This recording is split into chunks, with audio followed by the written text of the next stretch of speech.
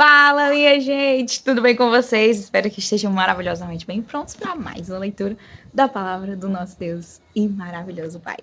Hoje estaremos lendo o capítulo 13 do livro de 2 Reis, capítulo 3 de 2 Timóteo. E logo em seguida leremos o capítulo 5 e 6 de Oséias, concluindo a leitura no restante dos versículos, que no caso é de 145 a 176 do Salmo 119. Então hoje concluiremos a leitura desse salmo que é tão extenso, mas enriquecedor demais. Tem muitos ensinamentos úteis, preciosos, muito necessários. Essa é a palavra. E um dos que eu mais gosto, que inclusive tem uma musiquinha que eu canto junto com as crianças, que é Salmo 119:11, que guardei a tua palavra no meu coração para não pecar contra ti. E a gente sabe que o nosso maior defeito é o pecado, né? É o mal de todo o universo. E uma das coisas para a gente lutar contra tudo isso que é tão ruim e entristece, nos afasta e provoca ira no nosso Deus tão maravilhoso, é dedicarmos um tempo de qualidade à palavra dele e, de fato, reter esse conhecimento. Então, que a gente possa aproveitar de forma muito sábia o momento em que temos diante da presença do Senhor, lendo a sua Sagrada Escritura. Não é hábito meu conversar com vocês assim, né? Mas espero que vocês vejam a preciosidade de cada tempinho que vocês dedicam a aprender a palavra do Senhor. Então, sem mais delongas, vamos ao nosso momento de oração, para que logo mais a gente dê início a mais leitura da palavra do nosso Deus. Pai soberano, Deus maravilhoso, muito obrigada por ser tão misericordioso para conosco. Obrigada por nos sustentar, por ser o nosso Pai e Deus, Senhor, sobre a nossa vida. Obrigada pelo alimento que o Senhor tem nos permitido ter acesso para nos nutrir. Obrigada, Deus, pelo teu evangelho. Obrigada por nos ajudar a compreender tantas coisas. Ó Deus, é verdade que não é tudo, porque somos limitados, mas é o suficiente para que venhamos te adorar, para que venhamos ver a tua beleza, a tua soberania, ver um pouco da tua divindade, do teu eterno poder. Deus, como tu és poderoso. E como somos pequeninos, temos tão pouca fé. Nos ajuda nisso. Aumenta-nos a fé, nos ajuda a deleitarmos cada vez mais no Senhor e nos alegrarmos em te buscar, em estar na tua presença. Ó Deus, tem misericórdia das nossas vidas. E fala aos nossos corações, nos dá sabedoria, ajuda-nos a compreender o teu evangelho, a reter esse conhecimento de forma que venhamos transbordar, ó Deus, o poder do teu Santo Espírito, compartilhando e, de certa forma, trazendo vida, a vida que há em ti, ó Deus, para outras pessoas. Porque sem ti somos nada que vala de fato a pena. Mas tu és tudo em nós, tu és tudo aquilo que temos de bom. Toda bondade que existe em nós vem do Senhor. E te agradecemos por isso, louvamos ao Senhor por todas essas coisas. Fala aos nossos corações. Em nome de Jesus é que clamamos ao Senhor. Amém e amém. Capítulo 13 de 2 Reis. Diz o seguinte: no 23º ano do reinado de Joás, filho de Acasias, rei de Judá, Jeoacás, filho de Jeú, começou a reinar sobre Israel em Samaria e reinou 17 anos. Jeoacás fez o que era mau aos olhos do Senhor e andou nos pecados de Jeroboão, filho de Nebate, que este levou Israel a cometer. Não se afastou deles. Por isso a ira do Senhor se acendeu contra Israel, e ele os entregou nas mãos de Azael, rei da Síria, e nas mãos de Ben-Hadad, filho de Azael, todos aqueles dias.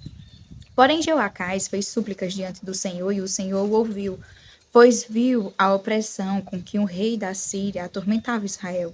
O Senhor deu um salvador a Israel, de modo que os filhos de Israel se livraram do poder dos sírios e puderam morar de novo em suas casas como antes. Contudo, não se afastaram dos pecados da casa de Jeroboão, que este levou Israel a cometer, mas andaram neles. E também o poste da deusa Zerá permaneceu em Samaria.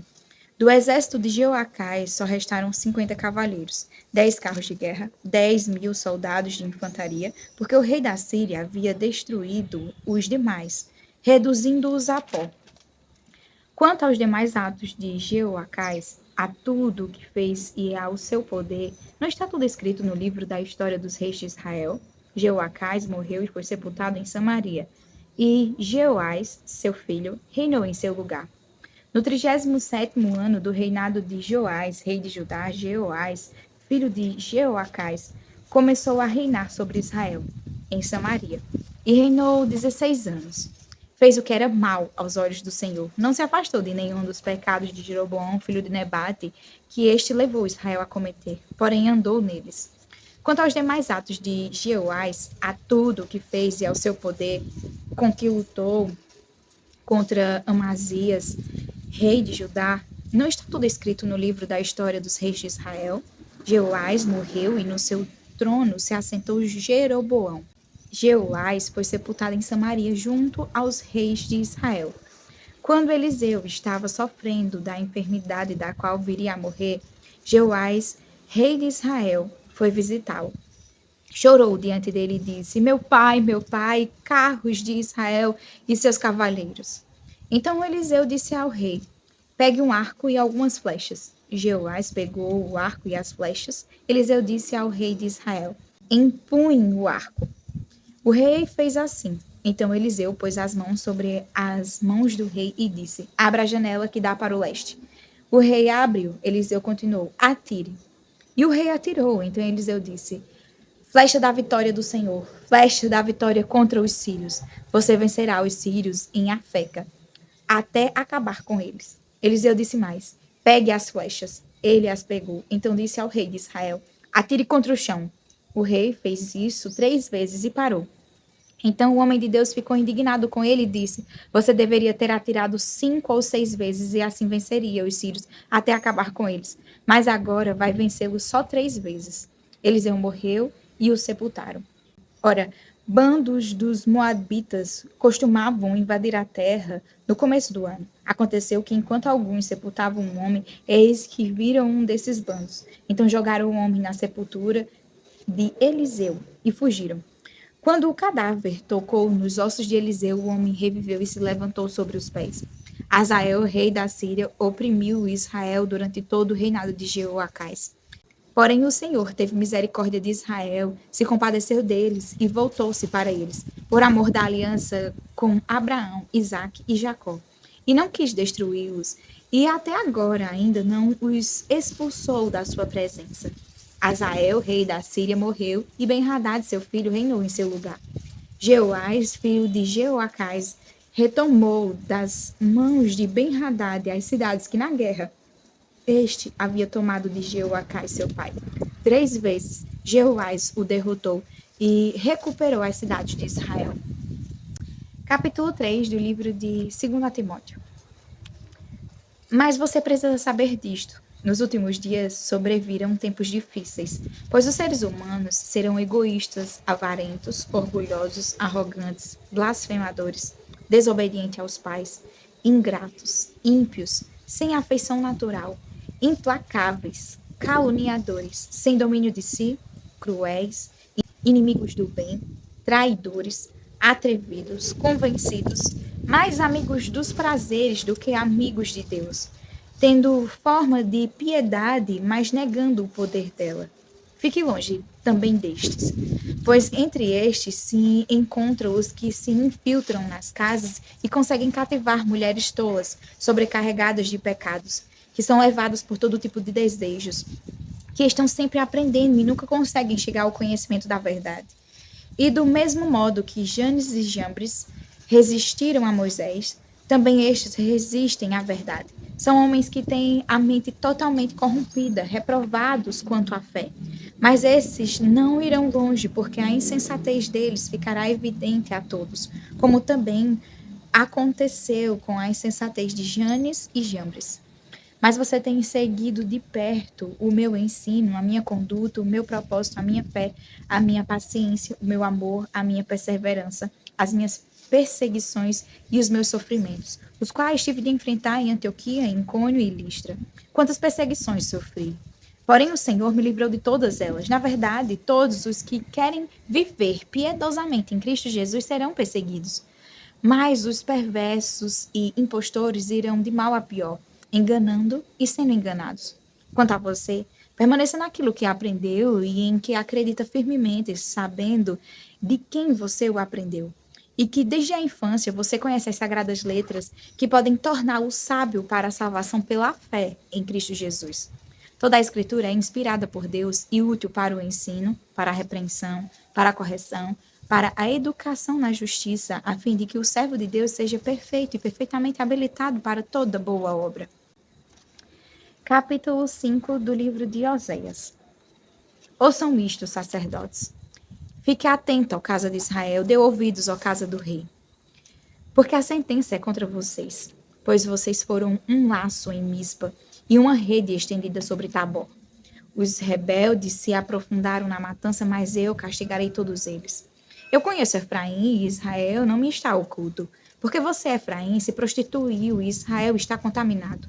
O que eles fazem não lhes permitem voltar para o seu Deus, porque um espírito de prostituição está no meio deles e não conhecem o Senhor. A arrogância de Israel abertamente dá testemunho contra eles. Israel e Efraim cairão por causa da sua iniquidade, e Judá cairá juntamente com eles.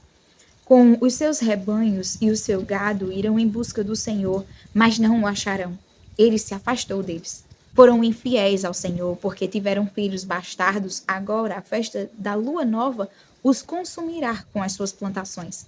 Toquem a trombeta em Gibeá e façam soar o alarme em Ramá. Comecem a gritar em Bet-Aven. Cuidado, Benjamim. Efraim se tornará em desolação no dia do castigo entre as tribos de Israel. Tornei conhecido o que se cumprirá. Os príncipes de Judá são como os que mudam os marcos. Derramarei o meu furor sobre eles como água. Efraim está oprimido e esmagado pelo juízo, porque preferiu seguir a vaidade. Portanto, para Efraim eu serei como a traça, e para a casa de Judá como a podridão. Quando Efraim viu a sua enfermidade, Judá notou a sua ferida, Efraim se dirigiu à Síria e enviou mensageiros ao grande rei. Mas ele não tem condições de curá-los, nem de sarar a sua ferida. Porque para Efraim eu serei como um leão, e para a casa de Judá como um leãozinho. Eu mesmo os despedaçarei e depois irei embora. Vou arrastá-los comigo e não haverá quem possa livrá-los. Irei e voltarei para o meu lugar até que se reconheçam culpados e busquem a minha face. Estando angustiados, eles me buscarão ansiosamente. Capítulo 6. Venham e voltemos para o Senhor, porque Ele nos despedaçou, mas vai nos curar. Ele nos feriu, mas vai atar as feridas. Depois de 2 dias nos dará vida, ao 3º dia nos ressuscitará e viveremos diante dele. Conheçamos e prossigamos em conhecer o Senhor. Como o amanhecer, a sua vinda é certa. Ele descerá sobre nós como chuva fora de época que rega a terra. Que farei com você, Efraim? Que farei com você, Judá? Porque o amor de vocês é como a névoa da manhã e como o orvalho da madrugada que logo desaparece. Por isso os abati por meio dos profetas, pela palavra da minha boca os matei. E os meus juízos sairão como a luz. Pois quero misericórdia e não sacrifício, conhecimento de Deus mais do que holocaustos. Mas eles transgrediram a aliança como Adão. Eles foram infiéis a mim. Gileade é a cidade dos que praticam a injustiça, manchada de sangue. Como bandos de assaltantes que espreitam alguém, assim é a companhia dos sacerdotes, pois matam no caminho para Siquém, praticam perversidades. Vejo uma coisa horrenda na casa de Israel. Ali está a prostituição de Efraim. Israel se contaminou. Também você, Judá, será ceifado, quando eu remover o cativeiro do meu povo. Capítulo 119, verso 145 de Salmos. De todo o coração eu te invoco, ouve-me, Senhor, observo os teus decretos. Clamo a ti, salva-me e guardarei os teus testemunhos. Levanto-me antes do amanhecer e clamo na tua palavra, espero confiante. Fico acordado nas vigílias da noite para meditar na tua palavra. Ouve, Senhor, a minha voz segundo a tua bondade, vivifica-me segundo os teus juízos. Aproximam-se de mim os que seguem a maldade, eles se afastam da tua lei. Tu estás perto, Senhor, e todos os teus mandamentos são verdade.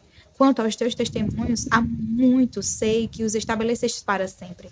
Olha para a minha aflição e livra-me, pois não me esqueço da tua lei. Defende a minha causa e liberta-me, vivifica-me segundo a tua promessa. A salvação está longe dos ímpios, pois não procuram os teus decretos. Muitas, Senhor, são as tuas misericórdias, vivifica-me segundo os teus juízos. São muitos os meus perseguidores e os meus adversários, mas eu não me desvio dos teus testemunhos. Vi os infiéis e senti desgosto, porque não guardam a tua palavra. Vê como amo os teus preceitos, vivifica-me, Senhor, segundo a tua bondade. As tuas palavras são em tudo verdade desde o princípio, e cada um dos teus justos juízos dura para sempre. Poderosos me perseguem sem motivo, mas o que o meu coração teme é a tua palavra. Alegro-me nas tuas promessas como quem acha grandes despojos. Odeio e detesto a mentira, mas amo a tua lei. 7 vezes por dia eu te louvo pela justiça dos teus juízos. Grande paz tem os que amam a tua lei. Para eles não há nada que os faça tropeçar. Espero, Senhor, na tua salvação e cumpro os teus mandamentos. A minha alma tem observado os teus testemunhos. Eu os amo profundamente. Tenho observado os teus preceitos e os teus testemunhos, pois na tua presença estão todos os meus caminhos. Cheguei a ti, Senhor, a minha súplica. Dá-me entendimento segundo a tua palavra. Chegue a minha petição à tua presença. Livra-me segundo a tua palavra. Que os meus lábios te louvem, pois me ensinas os teus decretos. Que a minha língua celebre a tua lei, pois todos os teus mandamentos são justos. Que a tua mão venha me socorrer, pois escolhi os teus preceitos. Anseio pela tua salvação, Senhor. A tua lei é o meu prazer. Que eu possa viver para te louvar e que os teus juízos me ajudem. Ando errante como ovelha perdida, procura o teu servo, pois não me esqueço dos teus mandamentos. Amém. Até mais, para mais a leitura da palavra do Senhor. Fiquem com Deus.